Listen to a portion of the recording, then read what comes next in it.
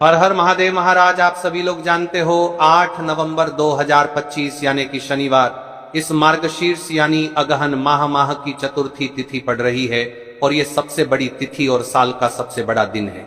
मार्गशीर्ष मास की चतुर्थी है और ये सबसे बड़ी तिथि है क्योंकि ये मार्गशीर्ष माह में पड़ने वाले तिथि है। 8 नवंबर शनिवार के दिन चतुर्थी तिथि पड़ रही है।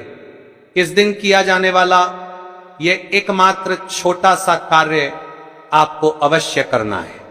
इन 4 काली मिर्च के दाने और 2 लौंग का उपाय तो अवश्य ही करना चाहिए। इन दोनों का सहयोग बहुत ही कम आता है और इसी के साथ में इस दिन आपको विश्वेश्वर व्रत है तो आपको अवश्य ही करना चाहिए क्योंकि ऐसा दिन पूरे साल में सिर्फ एक ही बार आता है।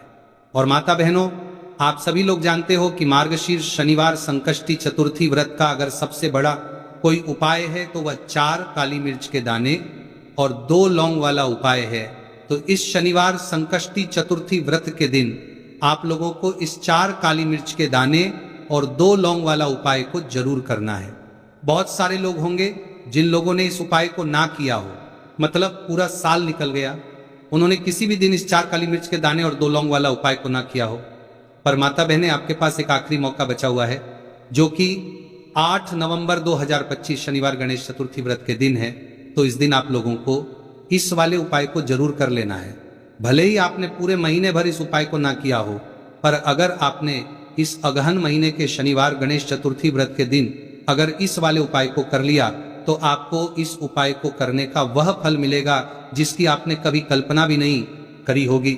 इसीलिए आप लोग इस वाले उपाय को एक बार जरूर कर लेना है ताकि आप लोगों के हाथों से यह मौका ना जा सके और आपको इस उपाय को करने का फल मिल सके। जिस उपाय को आज हम आपको बहुत अच्छे से समझाने वाले हैं, इस वीडियो को देखने के बाद इस उपाय को समझने के लिए आपको कोई और वीडियो को देखने की जरूरत नहीं पड़ेगी। तो चलिए माता बहनों, उपाय को शुरू करते हैं।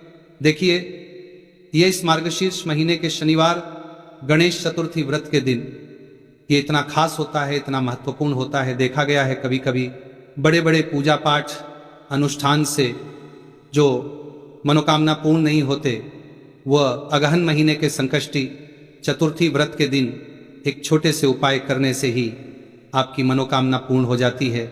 और बहुत सारे लोगों ने इस उपाय को किया भी है और उनको इस उपाय को करने का फल भी जरूर मिला है। अगर आप लोग भी इस उपाय को करना चाहते हैं तो आप इस उपाय को पहले अच्छे से समझ लेना, सुन लेना, उसके बाद करना। आपको इस उपाय का फल जरूर मिलेगा और इस उपाय को कर लेने से आपके घर में चाहे किसी भी प्रकार की दुख और समस्या क्यों ना चलता रही हो, आपको उसका कारण भी नहीं पता है कि भाई ये समस्या किस कारण से चल रही है, उसका कुछ भी कारण हो सकता है, जैसे पितृ दोष हो सकता है या किसी भी तरह का मंगल दोष भी हो सकता है। तो इस दिन आप लोगों को यह वाला उपाय जरूर कर लेना है। ये एक ऐसा उपाय है जिस उपाय को अगर किसी विशेष दिन पर किया जाए तो भाई उस विशेष दिन का जो है वह तो हमें मिलता ही मिलता है, पर हमने उस दिन पर इस उपाय को किया है तो हमें उससे भी बड़ा फल मिलता है और फल बहुत जल्दी मिलता है क्योंकि आप इस उपाय को बहुत ही बड़े और विशेष दिन पर कर रहे हो।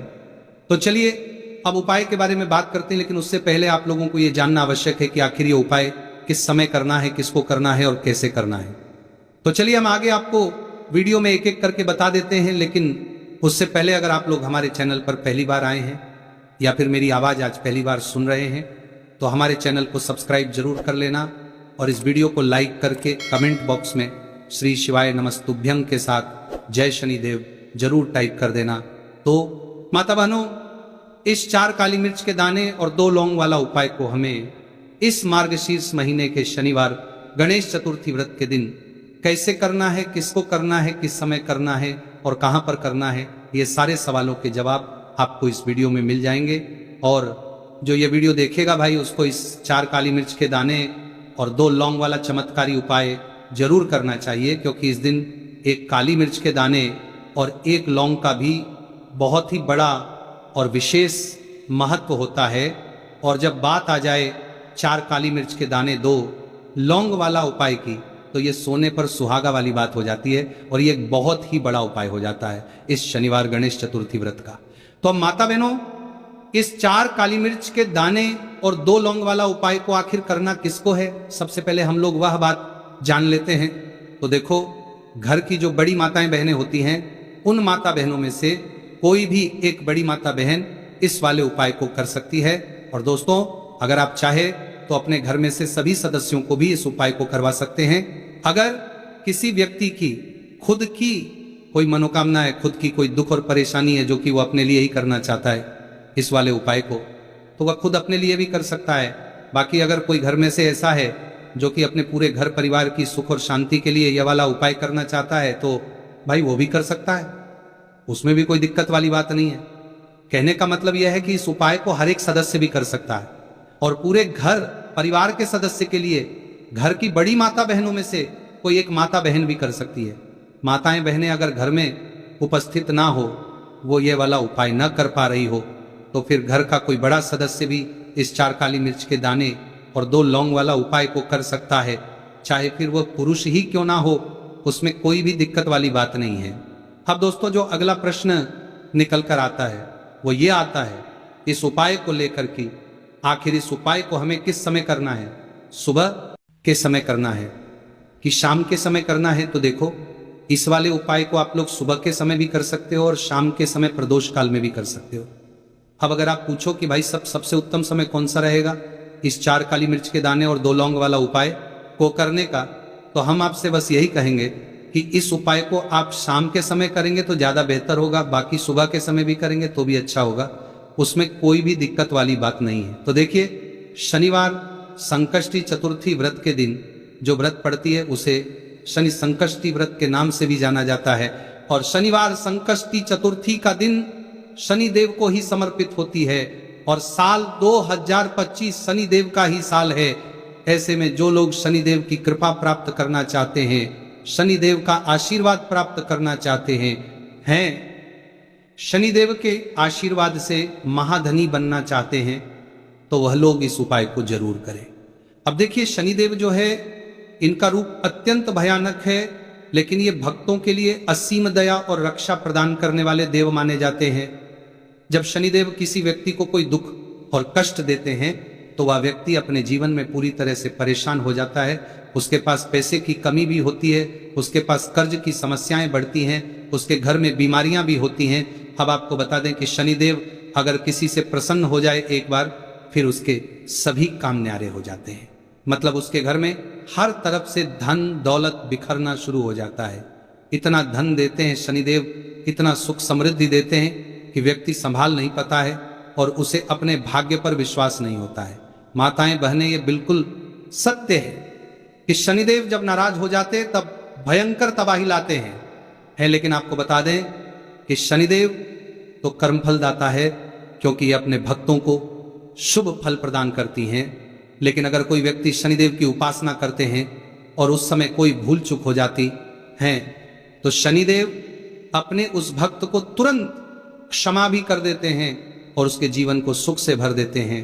और मार्गशीर्ष शनिवार संकष्टी चतुर्थी का जो दिन होता है, आपको बता दें, यह दिन शनिदेव को समर्पित है। इसी दिन हम भगवान भोलेनाथ और मां लक्ष्मी की उपासना करते हैं। इस दिन मां लक्ष्मी बहुत ही प्रसन्न मुद्रा में होती है। साथ ही साथ आपको बता दें कि इस दिन किए गए कुछ उपाय आपके जीवन में ऐसे ऐसे चमत्कार करते हैं जो बड़े बड़े उपाय नहीं कर पाते। बहुत सारी चीज जो काम नहीं कर पाती हैं, वह शनिवार संकष्टी चतुर्थी तिथि के दिन किए गए उपाय कर देते हैं। तो देखिए, शनिदेव ही हैं जो आपके कष्टों को जल्दी से जल्दी दूर करेंगे, क्योंकि साल 2025 चल रहा है, जो कि ये शनिदेव का ही साल है। और आप विश्वास मानिए, अगर 2025 में आपने सफलतापूर्वक सच्चे मन से शनिदेव को प्रसन्न कर लिया, तो आने वाली आपकी जो 7 पीढ़ियां हैं ना, वह भी अपने जीवन में धन सुख समृद्धि देखेंगे। कभी भी लौटकर आपके घर में निर्धनता नहीं आएगी। कहते हैं ना कि पीढ़ी की पीढ़ियां भी धनवान बन रही है इन लोगों की। तो पीढ़ी दर पीढ़ी जो धन बढ़ता है, वह ऐसे ही लोगों के घर में बढ़ता है जो शनिवार संकष्टी चतुर्थी तिथि के दिन शनिदेव को प्रसन्न कर लेते, अपने पितरों को प्रसन्न कर लेते, मां लक्ष्मी को प्रसन्न कर लेते हैं, श्री हरि विष्णु को प्रसन्न कर लेते। साथ ही साथ घर में अगर वास्तु दोष होना, तब भी धन की समस्याएं जो हैं वो उत्पन्न हो जाती हैं। और ये जो उपाय हम आपके लिए लेकर आए हैं, ये उपाय आपके घर से वास्तु दोष नजर दोष को भी दूर करेगा और शनिदेव की तो कृपा आपको मिलेगी ही मिलेगी। तो बात कर लेते हैं, कौन सा उपाय है और किस तरह से आपको इसे करना है। तो देखिए, सबसे पहले काली मिर्च यहां पर आपको लेनी है। कितने दाने? 4 दाने लेने हैं। बिल्कुल भी टूटे हुए ना हो, खंडित ना हो, साबुत से दाने आपको लेने हैं। एक लेना है कपूर, बहुत ही छोटा सा कपूर का टुकड़ा या कपूर की टिकिया, अगर बड़ा कपूर है तो उसमें से तोड़कर निकाल लें। और 2 लौंग लेना है। मिट्टी का दीपक आपको यहां लेना, और कोई भी बर्तन या कटोरी लेना है, बस पूजा का बर्तन होना चाहिए, ठीक है ना। अब उसके अंदर 4 काली मिर्च के दाने रखनी है, 2 लौंग रखना है और एक कपूर रखना है। और आपको अपने घर में किसी भी जगह पर, किसी भी कमरे में इसे जला देना है। जलाने से पहले आपको एक मंत्र बोलना है, शन शनाय श्चराय नमः। और अगर आपको यह मंत्र ध्यान है तब तो आप ऐसे ही बोल लेंगे। अब जो लोग मंत्र नहीं पढ़ते पाते ना, बहुत सारे लोग हैं जो मंत्र नहीं पढ़ पाते हैं, वो क्या करेंगे? तो ऐसे ही जय शनिदेव, जय शनिदेव, जय शनिदेव आपको 3 से 4 बार बोलना है, ठीक है ना। उसके बाद शनिदेव का ध्यान करना है और चारों काली मिर्च और लौंग को कपूर के साथ जला देना है। शनिदेव से क्षमा याचना करनी है कि जो भी हमसे भूल चूक हो गई हो उसके लिए हमें माफ कर देना और अपनी कृपा हम पर बनाए रखना। तो देखिए, शनिदेव का हमेशा, जब भी आप उनका कोई उपाय करते हैं, आपको हमेशा ही उनसे क्षमा याचना जरूर करनी होती है, क्योंकि हमसे भूल चूक जो भी हो जाती है जाने अनजाने में, उसके लिए हमें हमेशा शनिदेव से क्षमा मांगनी चाहिए। क्योंकि जब भी हम उनसे क्षमा मांगते हैं, उनसे प्रार्थना करते हैं और उनसे जुड़े हुए उपाय करते हैं, तो शनिदेव ना बहुत जल्दी अपने भक्तों को क्षमा करते हैं और उनके वाला हूं, वह आपके घर की तुलसी माता को भी प्रसन्न करता है। याद रखिए, आज शनिवार और ऊपर से चतुर्थी तिथि का संगम है। यह दिन दुर्लभ योग है।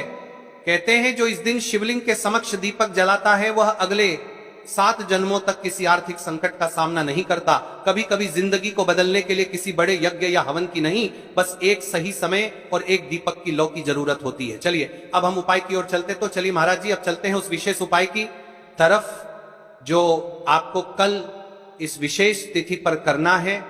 और इस विशेष पावन पर्व पर हम जिस उपाय की चर्चा करने जा रहे हैं वह अत्यंत ही दुर्लभ और शक्तिशाली है। यह उपाय न केवल भक्त की मनोकामनाओं को पूर्ण करता है, बल्कि उसके जीवन के समस्त कष्टों का निवारण भी करता है। उपाय की सामग्री देखिए महाराज, मात्र तुलसी की लकड़ी से बना दीपक, 11 चावल के दाने और 1 चुटकी हल्दी। ये तीनों वस्तुएं देखने में सामान्य प्रतीत होती हैं, परंतु इनका महत्व और शक्ति अद्भुत है। जब इन्हें सही विधि से सच्चे मन और श्रद्धा के साथ शिव मंदिर में प्रयोग किया जाता है, तब यह उपाय अलौकिक परिणाम प्रदान करता है। तो देखिए, तुलसी की लकड़ी का दीपक, 11 चावल के दाने और 1 चुटकी हल्दी। तो सबसे पहले आपको हम दीपक के बारे में बताते हैं। तुलसी की लकड़ी का दीपक, तुलसी माता का वर्णन शास्त्रों में अत्यंत पवित्र माना गया है। तुलसी के बिना कोई भी पूजन अधूरा है। यद्यपि शिव जी को तुलसी अर्पित नहीं की जाती, परंतु तुलसी की लकड़ी का उपयोग जब दीपक के रूप में किया जाता है तो यह विशेष ऊर्जा उत्पन्न करती है। देखिए महाराज जी, अब हम बात कर लेते हैं सबसे पहले उपाय के बारे में। तो देखिए, तुलसी की लकड़ी का दीपक, 11 चावल के दाने और 1 चुटकी हल्दी। तो सबसे पहले आपको हम दीपक के बारे में बताते हैं। तुलसी की लकड़ी का दीपक, तुलसी माता का वर्णन शास्त्रों में अत्यंत पवित्र माना गया है। तुलसी के बिना कोई भी पूजन अधूरा है। यद्यपि शिव जी को तुलसी अर्पित नहीं की जाती, परंतु तुलसी की लकड़ी का उपयोग जब दीपक के रूप में किया जाता है तो यह विशेष ऊर्जा उत्पन्न करती। यह दीपक भक्त की मनोकामना पूरी करने में सहायक होता है। अब देखिए महाराज जी, 11 चावल के दाने का महत्व जानिए। चावल शुद्धता और समर्पण का प्रतीक है। हर दाना अखंडता और पूर्णता का द्योतक है। जब 11 चावल शिवलिंग पर अर्पित किए जाते हैं तो यह 11 इंद्रियों का नियंत्रण और शुद्धिकरण करता है। मात्र 1 चुटकी हल्दी, 1 चुटकी हल्दी, हल्दी मां भगवती का प्रिय है और यह सौभाग्य, आयुर्वेद और पवित्रता का प्रतीक है। शास्त्रों में कहा गया है कि जहां हल्दी का प्रयोग होता है वहां मां लक्ष्मी का वास होता है। इसलिए जब इस हल्दी का प्रयोग शिव मंदिर में किया जाता है तो यह शिव शक्ति और लक्ष्मी दोनों की कृपा प्रदान करता है। कई सारे लोग प्रश्न करेंगे कि महाराज जी, ना ही शिव जी को तुलसी समर्पित कर सकते हैं और ना ही इस उपाय को किया जाता है। तो देखिए, इस उपाय को आपको शिव मंदिर की चौखट पर करना है। ये जो दीपक हम प्रज्वलित करेंगे ये शिव मंदिर की चौखट पर करेंगे। तुलसी का संबंध आध्यात्मिक शांति, मानसिक स्थिरता और रोग नाश से है। जब तुलसी की लकड़ी का दीपक जलता है तो घर या मंदिर के आसपास की नकारात्मकता तुरंत दूर हो जाती है। तो देखिए महाराज जी, आपको इस तुलसी की लकड़ी के दीपक के बारे में हम आपको सबसे पहले बताते हैं। हालांकि आपके तीनों उपाय को साथ में ही करना है, लेकिन सबसे पहले और प्रथम तुलसी की लकड़ी का दीपक। तो देखिए, तुलसी की लकड़ी प्राप्त करना, यदि घर में तुलसी का पौधा है तो उसकी जड़ के पास की नरम लकड़ी लेनी है। यदि घर में तुलसी का पौधा नहीं है तो बाजार से भी तुलसी की लकड़ी खरीदी जा सकती है। कई सारे घरों में तुलसी का वृक्ष नहीं होता है, तो आप ये भी कर सकते हैं। ध्यान रहे, यदि आप किसी और के घर से ले रहे हैं तो उसे दक्षिणा अवश्य दें। बिना दक्षिणा के तुलसी लेना अशुभ माना जाता है। लकड़ी को तैयार करना, तुलसी की लकड़ी को छोटे टुकड़े में काटकर उसकी बत्ती बनानी है। उस बत्ती पर कपास रुई लपेटना है ताकि वह दीपक में ठीक से जल सके। अब यहां पर महाराज जी, कई सारे लोग प्रश्न करते हैं कि दीपक हमें आटे का लेना है या फिर हमें दीपक मिट्टी का लेना है। तो देखिए, आपको मिट्टी का दीपक का प्रयोग करना है क्योंकि हम तुलसी के लकड़ी के दीपक वाला उपाय कर रहे हैं। ठीक है, दीपक केवल मिट्टी का होना चाहिए। पीतल, कांसे या किसी और धातु का दीपक इस उपाय में उपयोग नहीं करना। मिट्टी का दीपक धरती तत्व का प्रतिनिधित्व करता है और यह शिव पूजन में सबसे उत्तम माना जाता है। अब देखिए महाराज जी, हमें तेल का किस प्रकार प्रयोग करना है। तो देखिए, तेल का प्रयोग इस दीपक में तिल का तेल या घी का प्रयोग करें। तिल का तेल पापों का नाश करता है और घी समृद्धि व शांति का वास कराता है। अब कई सारे लोग प्रश्न करते हैं कि महाराज जी, आपने हमें यह तो बताया ही नहीं कि कितने दीपक का उपाय करना है, आखिर दीपक कितने बने हैं। तो देखिए, कितने दीपक जलाने चाहिए। यदि समस्या बहुत बड़ी है, जीवन में गहरा संकट है, तो 5 दीपक जलाने चाहिए। यदि सामान्य कामना है तो 1 दीपक भी पर्याप्त है। हर दीपक जलाते समय यह भावना रखें कि हे भोलेनाथ, यह दीपक मेरी अंधकारमय जीवन राह को प्रकाशमय करे। जे के महाराज जी, तुलसी के लकड़ी के दीपक वाला उपाय है, यह कोई साधारण उपाय नहीं है। तो आपको क्या क्या सावधानी बरतनी है। दीपक को शिवलिंग पर प्रत्यक्ष रूप से न रखें, इसे मंदिर की चौखट पर या बनाए गए स्वस्तिक पर रखें। दीपक जलाते समय मन में शुद्ध भाव होना चाहिए। दीपक बुझने के बाद उसकी राख को पवित्र स्थान पर ही विसर्जित करें महाराज जी। जैसे ही तुलसी की लकड़ी का दीपक जलता है, वैसे ही साधक को एक अलग ही शांति का अनुभव होता है। मन का तनाव समाप्त होता है। आंखें बंद करके जब दीपक की लौ के सामने बैठते हैं तो लगता है कि यह लौ सीधे आत्मा से संवाद कर रही है। यह लौ मानो भगवान शिव के आशीर्वाद का प्रतीक बन जाती है। अब देखिए महाराज जी, हम बात कर लेते हैं 11 चावल के दाने वाले उपाय के बारे में। ठीक है, 11 चावल का धार्मिक महत्व। महाराज जी, चावल अन्न केवल भोजन का साधन नहीं है, बल्कि इसे पूर्णता, शुद्धता और अखंडता का प्रतीक माना गया है। वेदों और पुराणों में अन्न को अन्न देवता कहा गया है। अन्नम ब्रह्मति व्यजानात, यह उपनिषद का कथन है, अर्थात अन्न स्वयं ब्रह्म है। इसलिए जब भक्त शिव जी को चावल अर्पित करता है तो वह केवल एक दाना नहीं चढ़ाता, बल्कि अपनी आत्मा और जीवन का समर्पण करता है। अब सबसे महत्वपूर्ण प्रश्न उठता है कि 11 चावल ही क्यों। शास्त्रों में कहा गया है कि मनुष्य के शरीर में 11 इंद्रियां होती हैं। जब भक्त 11 चावल के दाने शिव जी को अर्पित करता है तो वह अपनी 11 इंद्रियों को भगवान को समर्पित करता है। यह समर्पण साधक के भीतर शुद्धि और संयम लाता है। अब देखिए महाराज जी, चावला के दाने कहां से लेने हैं, कैसे लेने हैं, इस बात पर चर्चा कर लेते हैं, क्योंकि कई सारे लोगों को मन में यह भी प्रश्न रहता है। घर में रखे चावल का प्रयोग किया जा सकता है, चाहो तो दुकान से भी ले सकते हो। ध्यान रहे, चावल अखंड और शुद्ध होने चाहिए। टूटे हुए दाने अशुभ माने जाते हैं। 11 दानों को अलग करके छोटे डिब्बे या पुड़िया में सुरक्षित रखना है। चावल अर्पण की विधि अब सुनिए महाराज जी, 11 चावल के दानों का प्रयोग कैसे करना है। अब देखिए महाराज जी, जैसे ही आपके चावल के दाने आप एक पुड़िया में रख लेते हैं, अब आपको शिव मंदिर में जाकर के इस उपाय को करना है। तो देखिए, आप एकदम स्वच्छ जल से नाहट होकर के शिव मंदिर पहुंचे और आपको इस उपाय को करना है। तो देखिए, कई सारी मेरी अन्य माताएं बहनें रहती हैं जो शिव मंदिर में जाती से ही दूसरी अन्य माता बहनों से सामग्री मांगने लगते हैं, जैसे कि ओ जी अपने बेलपत्र लाए हो क्या, एक देना आज मैं लाना भूल गई, वो जी थोड़े से फूल दे दो। तो देखिए, आपको शिव मंदिर में जाकर के ये नहीं करना है, आप सिर्फ अपनी सामग्री से उपाय कीजिए और घर आ जाइए।